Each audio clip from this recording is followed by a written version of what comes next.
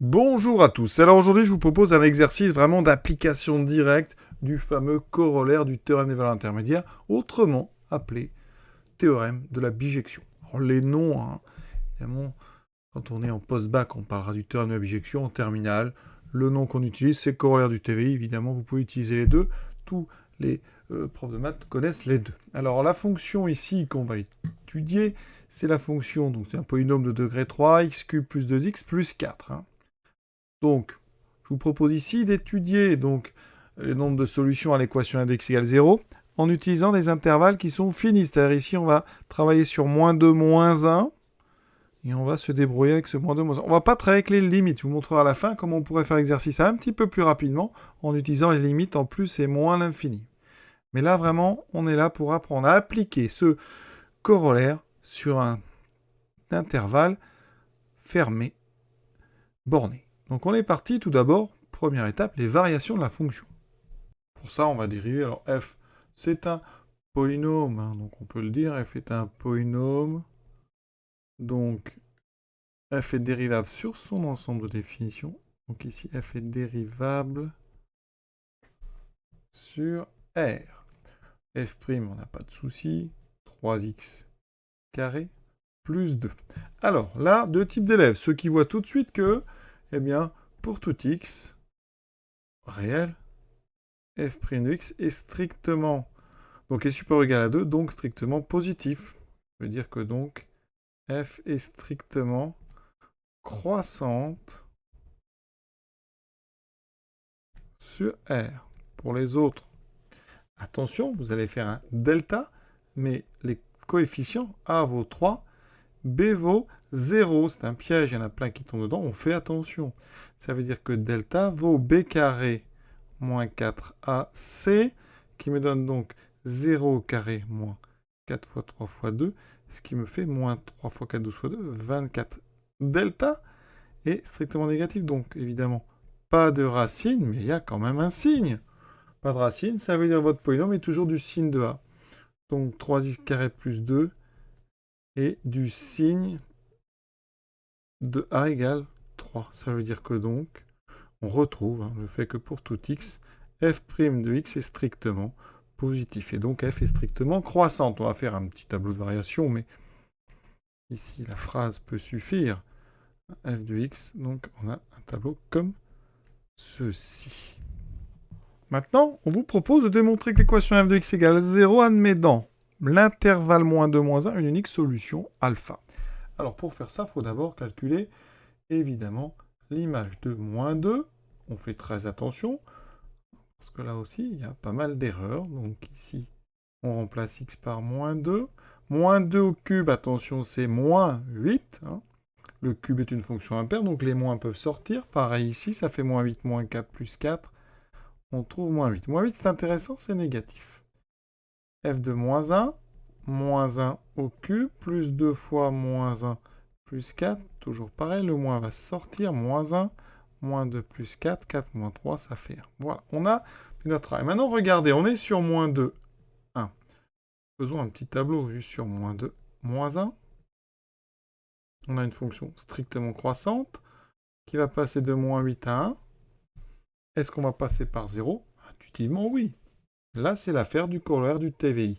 Il va falloir quand même justifier qu'on va passer par 0. Et ça, c'est la continuité dont on a besoin.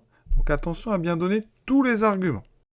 Il y en a 4. Premièrement, donc, sur moins 2, moins 1, on va dire quoi? F est continue. Pourquoi est-ce qu'elle est continue? Eh bien, on l'a dit, c'est un polynôme. Sinon, vous dites qu'elle est continue parce qu'elle est dérivable.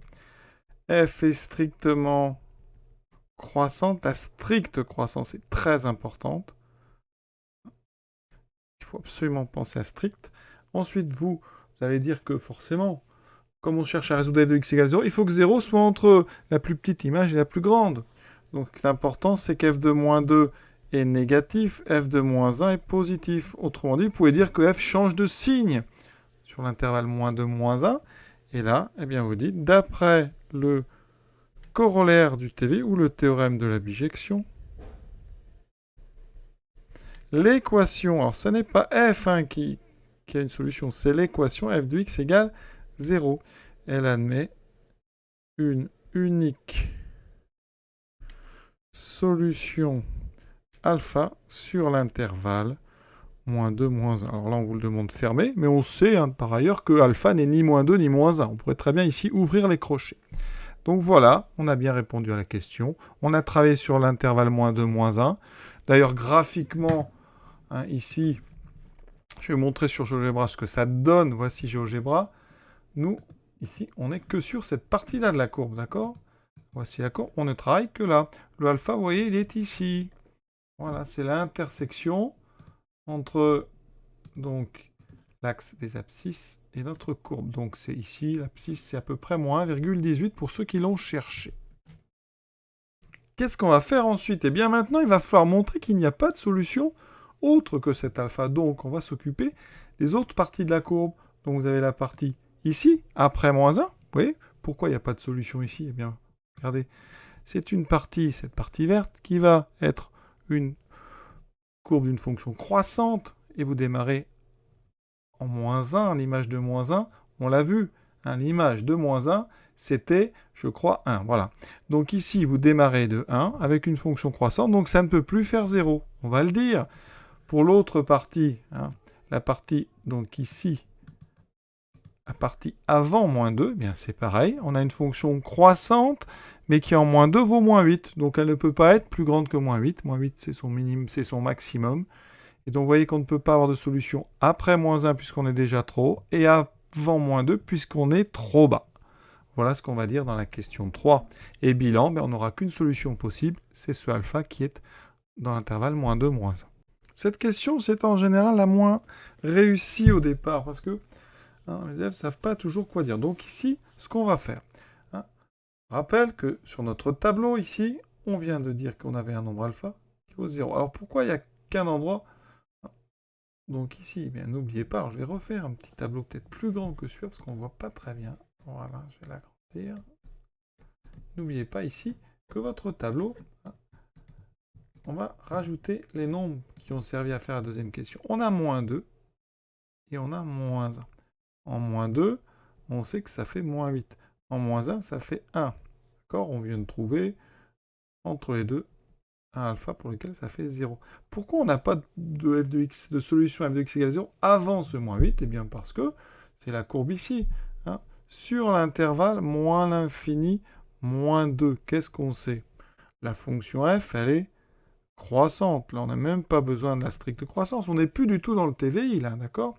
On est juste dans des constatations simples. La fonction est croissante. L'image de moins 2, c'est égal à moins 8. D'accord? Donc avec ça, ça suffit pour dire que, eh bien, pour tout x plus petit ou égal à moins 2, f de x est donc plus petit ou égal à moins 8, donc strictement négatif.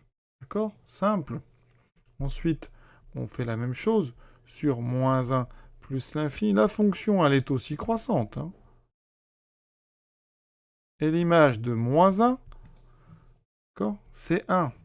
Donc, quel que soit x plus grand ou égal à moins 1, l'image va être supérieure à l'image de moins 1 qui est 1.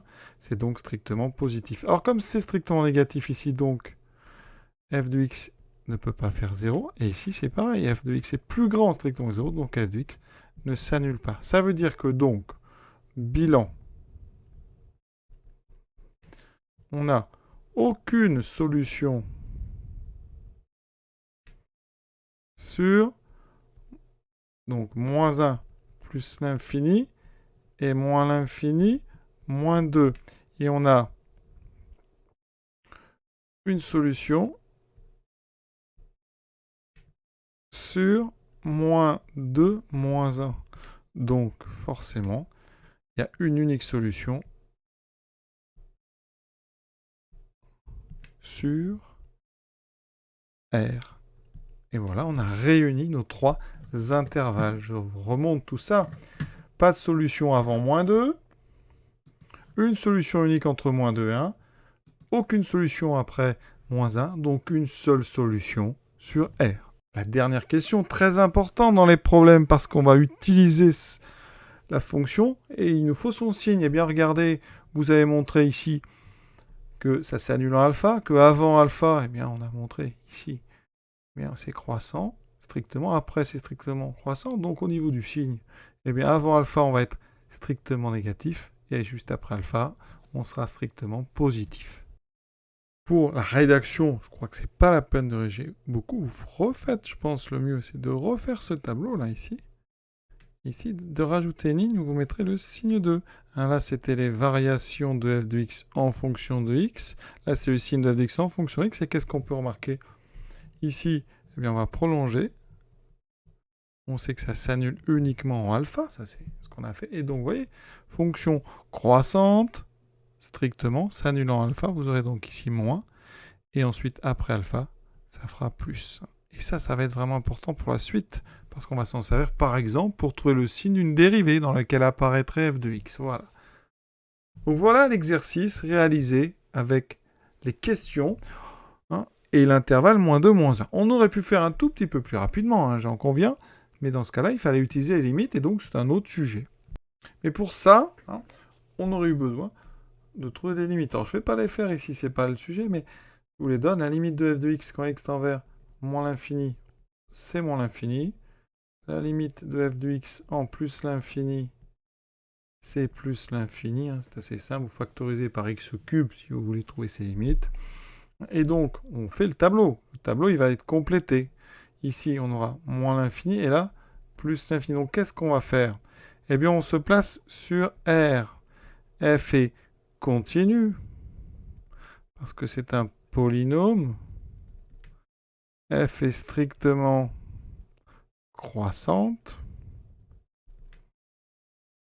Ensuite, on va donner les limites, mais sinon, avec le tableau, on peut en déduire que f de moins l'infini plus l'infini, ça c'est la ligne dx, et bien ça vous donne, grâce aux limites, moins l'infini plus l'infini. Donc ici, toutes les valeurs sont intermédiaires, donc ça veut dire que n'importe quelle équation f de x égale quelque chose aura une unique solution. On dit ici que f est une bijection, c'est pour ça que l'autre nom, c'est le théorème de la bijection. Chaque x est associé à un unique y, et chaque réel a un unique antécédent par cette fonction. Donc ici, on écrit donc théorème de la bijection, l'équation f de x égale 0 admet une unique solution, alors on peut l'appeler alpha, sur R. Vous voyez? Alors il y a un gain de temps, parce que ça nous évite de passer par moins 2, moins 1, et ensuite de faire les deux extérieurs, de 1, moins 1 plus l'infini, et de moins l'infini à moins 2. Mais vous voyez que ça nécessite l'usage des limites. Donc, dans les sujets qu'on vous proposera, il faudra respecter, si on vous demande dès le début de montrer qu'il y a une unique solution sur un intervalle moins 2, moins 1, il faudra passer par un théorème donc, de la bijection, un corollaire sur cet intervalle moins 2, moins 1. Si on vous le dit sur R, vous le faites sur R. Voilà, c'est à vous d'adapter en fonction de la question. Voilà, je vous souhaite une bonne fin de journée à tous et à bientôt.